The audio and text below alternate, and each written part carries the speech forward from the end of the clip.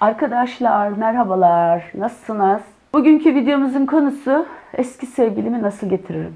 Bir arkadaşımız bir mesaj atmış. Eski sevgilimi bana geri getirebilir misiniz? Tabii canım. Evinin önüne bırakırız paket halinde. Ben bu işleri yapıyorum biliyorsunuz. Ay bir filmde vardı. Ay çok gülmüştüm. Halıya sarıyorlardı ya kadın. Bunu da halıya saracağız. Paket halinde bırakacağız. Gece yatağından alırız. Eski sevgiliyi geri getirmenin yollarından bir tanesi vazgeçmek. Vazgeçmesek bile provasını yap. Sormamız lazım kendimize. Ben bu insanı neden istiyorum? Bu insanın geri dönmesini neden istiyorum? Bazen ilişkinin kendisini severiz. Karşımızdaki kişi değil. Tekrar kendimizi iyi hissetmek için belki o insanın geri dönmesini istiyoruz. Veya bu bizde aşırı derecede bir yaralanmaya sebebiyet vermiştir. İntikam amaçlı geri dönsün istiyoruz. Tekrar o kişiyi kazanmak bir savaştır. Savaşı kazanmak gibi görüyoruz. Kendimize olan güveni tazelemenin en büyük sebebi görüyoruz. O kişiyi geri döndürmeye çalışmak ya da o kişiyi tekrar elde etmeyi. Belki o ilişki yürümeyecek. Belki o size uygun bir bir elbiseye benzetirsek bir elbise değil de. Belki o kişiyle ilişkiniz çok iyi değildi ama fark etmek istemediniz. Size göre bir elbise değil, dar geliyordu. Olmadı. Bunu kabul etmek istemiyorsunuz. Bazı insanlar tekrar ilişkilerini döndürmek için hırs yapıyorlar. Aslında kendinizi tanımak için bir fırsat. Erkekle kadının ayrıldıktan sonraki acı eşikleri çok farklı. Tekrar iyileşme süreleri, evreleri çok farklı. Erkeğin zaman algısı çok farklı. Kadınınkine göre daha geç. Tekrar geri dönme olayına gelince bazı şeyler ya çok alevlenir ya biter. Ama istatistiklere göre eski sevgilisiyle tekrar bir araya gelip yürüyenlerin oranı %5'miş. Bayağı düşük. Tekrar eskisi gibi olabilme şansı olmayabiliyor. Yarım kalmış olabilir, bitmiş olabilir. Ayrıldıktan sonra genelde ayrılık sonrası bilinçaltı şu şekilde çalışıyormuş. Karşımızdaki kişi düşman. Düşman algısı. Lao Tzu askeri okullarda çok okutulan savaş kitapları yazmıştır biliyorsunuz. Bilmeyenleri de söylüyorum. Orada çok güzel bir sözü vardı. Diyor ki, kendinizi çözmek bir güçtür. Başkasını ve kendini bilirsen, 100 kere savaşsan tehlikeye düşmezsin. Başkasını bilmeyip kendini bilirsen, bir kazanır, bir kaybedersin. Ne kendini ne başkasını bilmezsen, her savaşta da tehlikedesin. Bu ne demek? Ayrıldıktan sonra tekrar geri dönsün istiyorsun ya, karşınızdaki kişiyi çok iyi tanımanız lazım. Kendinizi çok iyi tanımanız lazım. Sürprizlerle dolu olan bir insan çok şaşırtıcı sonuçlar elde edebilir. Her şekilde olaylara aynı şekilde tepki veriyorsanız, karşınızdaki kişi sizi de tanıyordur. Hangi olaya ne şekilde tepki vereceğinize göre hareket edecektir. Sürekli arayan kişi sizseniz ve bir süre sonra aramayan kişi şaşırtıcı olacaktır. Bir şey değişmiş. Sürprizli davranırsanız bir şey başarmanız daha kolay. Sürprizlerle dolu olun. Yani mesela kumar sürprizli bir olay olduğu için insanlar kumardan hiç bıkmazlarmış. Elde ettin, o kişiyle çıkmaya başladın. Bir süre sonra sıkılıyorsun. Kumarda böyle bir şey yok. Seni motive eden bir şey var. O motivasyonun sonunda bir ödül var. O ödülü aldın, başka bir ödül, başka bir şey. Onun peşinde koşuyorsun. Siz burada mesela karşınızdaki kişiyi sürprizle değiştirebilirsiniz. Sürekli o insanın üzerine düşen, hep arayan kişiyseniz bunu yapmadığınız zaman çok farklı karşıdaki kişiye de bir soru işareti olacaktır. Sizi terk eden birine siz aramadığınız zaman, üzerine düşüp yalvarmadığınız zaman seviyeler eşitlenecektir. O kişi de kendisini terk edilmiş gibi hissedecektir. Psikolojiyi çok iyi bilmek lazım. Carl Jung ve Freud, bunun babası psikanalist Freud. Bu Freud var ya. Bir insana vazgeçilmez hissettirirseniz ilk vazgeçeceği kişi siz olursunuz der Freud. Bunu daha çok dediğim gibi bir savaş gibi gördüğüm için, ayrılık sonrası insanlar bir karşıdaki kişiyi düşman gibi algıladığı için bir düşmana yaklaşımında nasıl olmalısın? Beyin öyle algılıyor. Yok ben öyle algılamıyorum, seviyorum. Hayır, düşman gibi algılıyor. Bana gelen mesajlar genelde karşıdaki kişiyi elde etmek.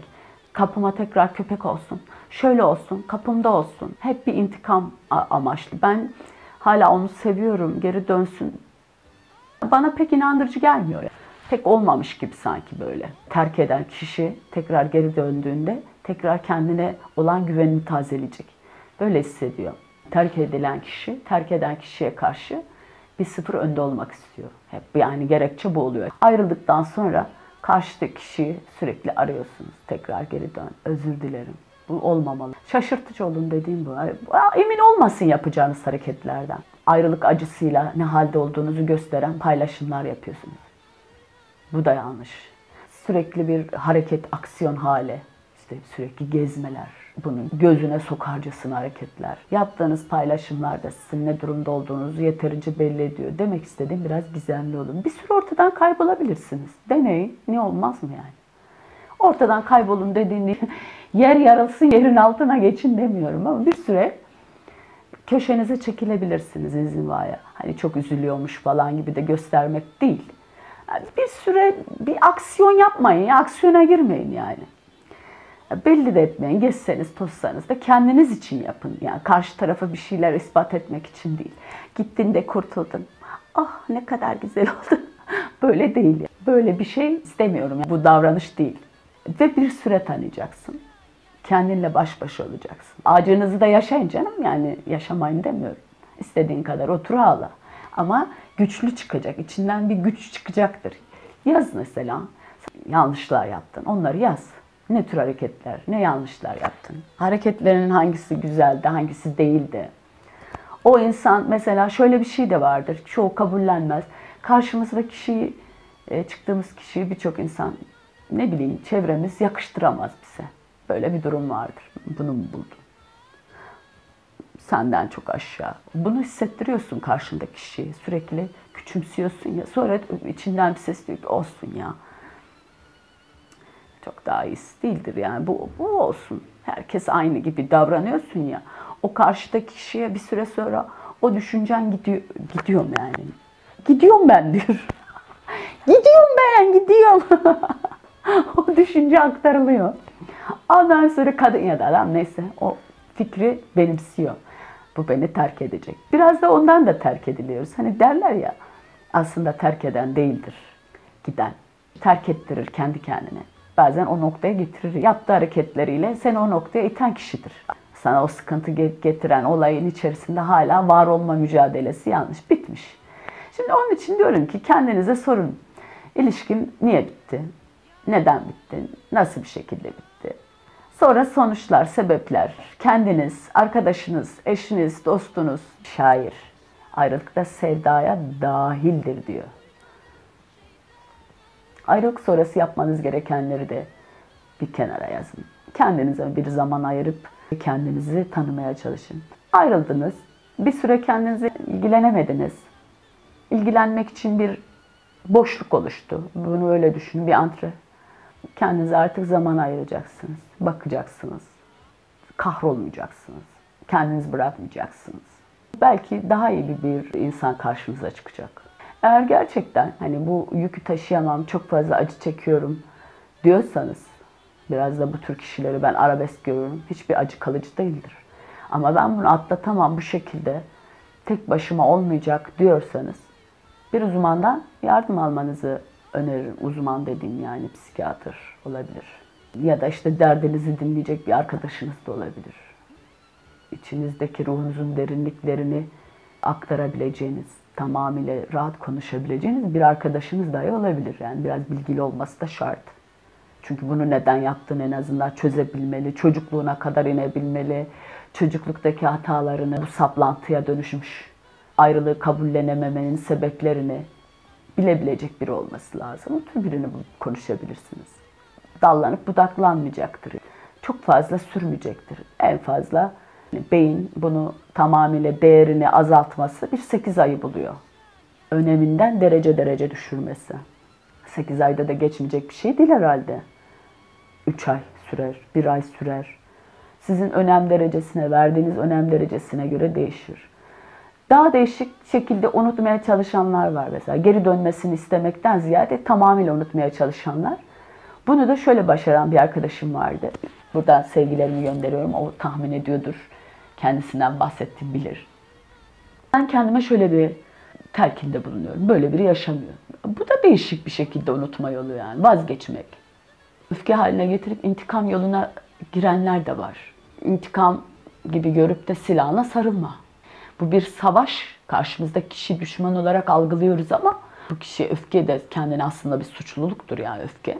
Böyle onu elde edeceğim, intikamımı alacağım, bunu kanını yerde bırakmayacağım pozisyonuna dönmemeli. Şu anda bir kaos dönemi yaşıyoruz.